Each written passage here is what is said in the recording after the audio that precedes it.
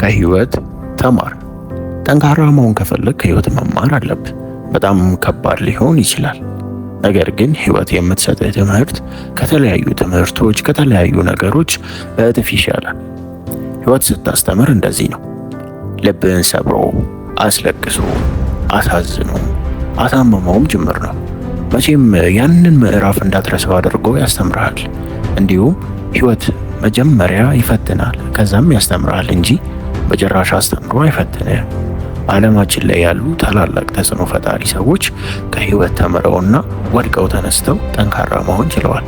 ስለዚህ አንተ ወይም አንቺም የህይወትን ትምህርት ለመጋፈጥ እና ከሷ ለመማር ዝግጁ መሆን አለብሽ። እነዚህን 5 ነገሮች በመጨረሻም ሊጨምርላችሁ። እናንተም በህይወታችሁ ላይ ለማዳበር ሞክሩ። ችግሮቻችሁን መጋፈጥን አትፍሩ። ከስህተታችሁ ተማሩ። ዓላማም ይኖራችሁ። ስፖርት ስሩ። ጤነኛ ለመሆን ወይም ጤናን ለመጠበቅ በራስ ላይ እምነት ይኖራችሁ። ናቫ ኢንስፓየር ሀሳባችሁን ኮመንት ላይ ሼር አድርጉ።